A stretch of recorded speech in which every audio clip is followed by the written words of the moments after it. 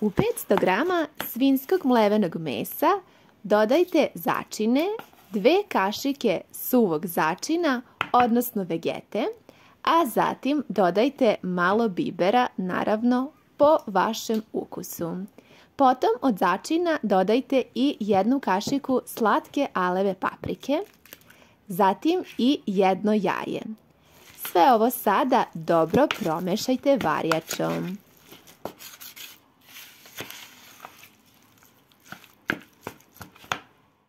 U ovu smesu dodat ću 1 crni luk koji sam iseckala na sitno. Ja volim na sitnije, vi iseckajte onako kako vi volite, a zatim sve ovako dobro promešajte kako bi se meso sa lukom dobro sjedinilo i kako bi postala jedna kompaktna smesa.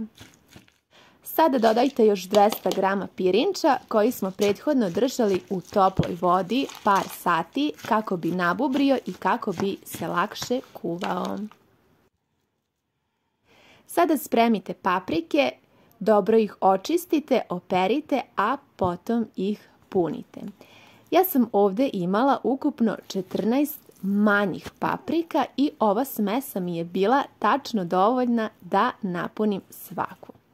Naravno, vi ukoliko želite da napravite više, onda poduplajte ove količine. Naše paprike su sada spremne i možemo preći na sljedeći korak. Kao što vidite, imam spremljen paradajz sok i vodu. Sada ćemo napraviti paradajz sos. Dodat ću 2 kašike brašna, ovako ne pune, a zatim dodajte ulje. Ulje dodajte postepeno i mešajte ovako da smesa ne bude ni retka ni previše gusta, već ovako kao moja da napravite lepu zapršku.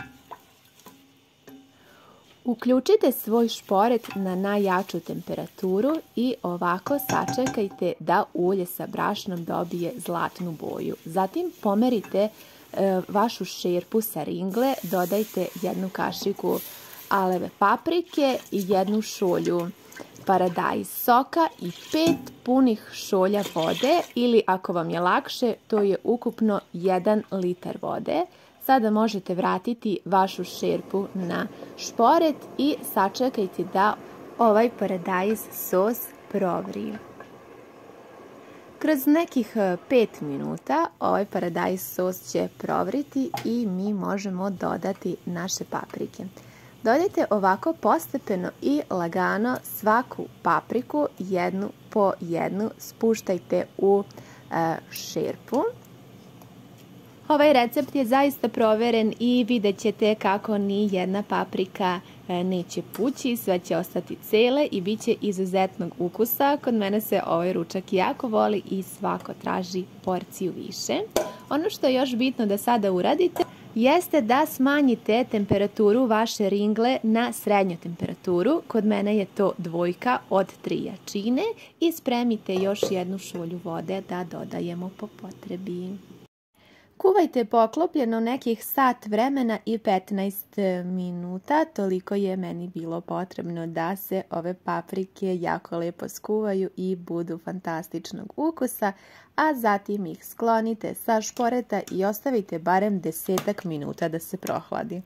Znam da je ovo najteže zato što ovo je jednostavno ručak koji ja ne znam da neko ne voli. Obično svi obožavaju i odmah jedva čekaju da ručaju ovaj ručak zbog fantastičnog mirisa koji mami i koji se širi celom kućom.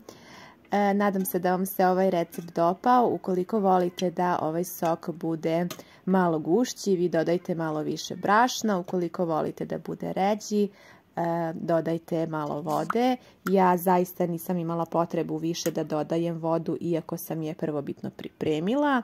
Nisam imala potrebu jer je sos ispao fantastičnog ukusa i meni je zaista odgovarala ova gustina, jer svakako i sami znate da kad ovaj sos stoji nekih pola sata bude još i gušći.